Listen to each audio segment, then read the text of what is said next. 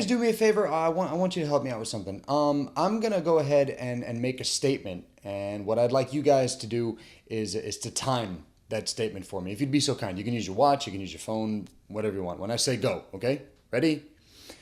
Go. I fully and completely condemn and denounce the actions that were carried out in Charlottesville, Virginia this past weekend by white supremacists, members of the KKK, and neo-Nazis. How long was that statement?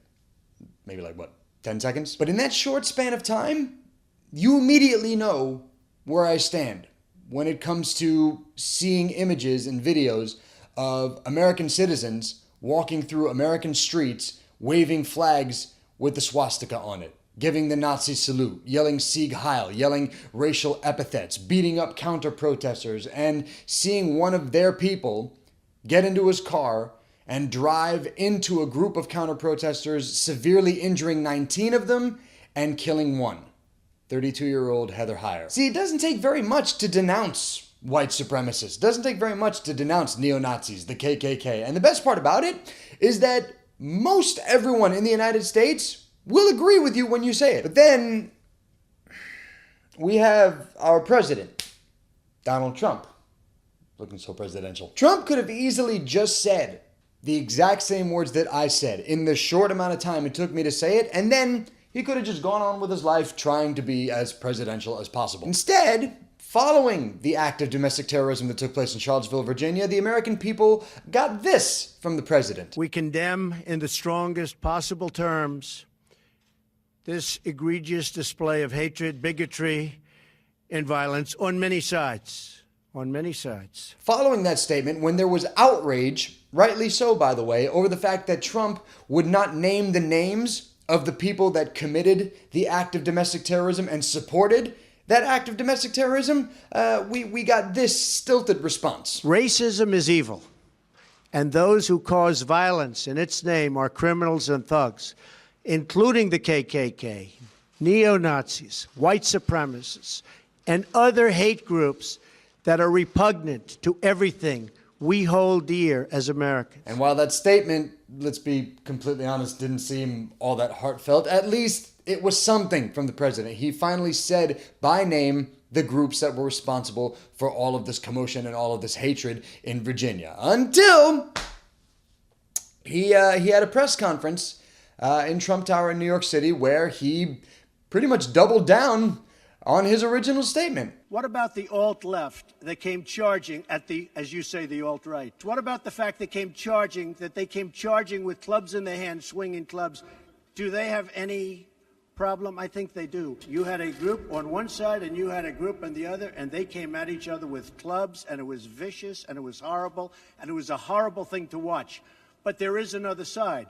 There was a group on this side, you can call them the left, you've just called them the left, that came violently attacking the other group. I think there's blame on both sides, and I have no doubt about it, and you don't have any doubt about it either. I try really, really hard to not get political on episodes of US 101, because I don't think that that's my job. My job on US 101 is to tell you guys the stories, both good and bad, that have occurred throughout American history in a way that's easy for you to understand and easy for you to absorb. But I wanted to make this video just to briefly say something about all of this that has happened, because it is absurd. Trump said in his press conference that, quote, both sides, end quote, were responsible for the violence that took place in Charlottesville, Virginia. Well, allow me to remind you who both sides were. One was a Nazi saluting, Confederate flag waving, Robert E. Lee defending, Sieg Heiling, violent, murderous side. The other was an angry, frustrated, loud, brave, and fearless side that wasn't going to put up with Nazis marching through American streets. If you had to choose a side, what side would you pick? I'm a student of history, so let me try to put this in historical terms, okay? When the United States went overseas to fight in World War II and take on Hitler and the Nazis, I'm almost positive, actually I'm 100% positive, that at no point did Franklin Delano Roosevelt say publicly that, quote, both sides, end quote, were responsible for the violence that would take place during that war. Both sides would be responsible for all the Jews that would be killed in concentration camps by the Nazi regime. But what's been called the greatest generation didn't shy away from their duty. That generation, maybe your grandparents had fought in World War II, my grandfather who fought for the British in World War II, they stepped up to take the fight to the enemy that was evil incarnate. That's what it represented. They defeated the Nazis back in the 1940s so that we wouldn't have to fight them now. But here we are, 2017, the 21st century, and we have American citizens going toe-to-toe and fighting neo-Nazis, the Klansmen, and white supremacists on American streets. And the president, the person who is supposed to be a leader and is supposed to be the one that sets the example as to how we are supposed to act in times like this, decides to call into question the motives of people that were standing up and protesting against Nazis and the Klan. Please tell me you find this as confusing as I do. I made this video because I just wanted to get these feelings off of my chest, because as an American citizen, I'm frustrated. As a proud first-generation American citizen, I'm angry.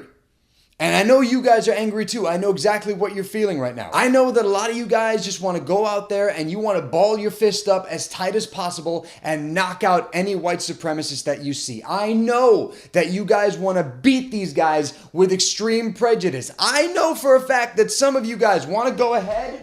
You want to go ahead and grab some of the finest lumber that's made in Louisville, Kentucky, and go full Bear Jew from Inglourious Bastard on these fuckers. I get it. I know the frustration you're feeling. And I can't stop what you're going to do. I can't stop you from going out there and punching Nazis, punching Klansmen, getting violent against these people. But I would like to offer another route before you go down that violent path. All that rage, all that anger, all that frustration, that fury that's burning inside of your soul, take those feelings and have them drive you towards something positive. Create a change that way. That's how you fight these fuckers. Don't do it with your fists. Don't do it by damaging public property. Do it through your actions. Become a volunteer. Become an activist. Run for office, become a teacher, and educate the next generation of Americans coming up. Go out into the streets and protest and organize. Take those feelings that are inside of you right now and turn them into something positive so that you can set the example. No, so that you can be the example and show other American citizens, other immigrants, other refugees to this country that real Americans don't tolerate hate. We stand under a banner that represents good, that represents hope, that represents standing alongside your fellow citizen. We pledge to each other our lives, our fortunes, and our sacred honor. That is the last sentence in the Declaration of Independence that Thomas Jefferson wrote in 1776. So, how about we the people live up to that statement? Thank you guys for allowing me to vent. I actually do feel a lot better having said all that stuff out loud now. And don't worry, the regular US 101 episodes, we're going to be back next Tuesday. We're going to be right back on schedule with an all-new episode. And next week, guys, I'll be bringing you the story of America's biggest cowards, the original fuckboys, if you want to call them that. Next week, we're going to be talking about the KKK. So until then, guys, I'll see you next Tuesday.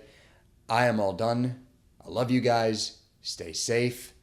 Fuck Nazis. Fuck the Klan. Fuck white supremacy. Be good.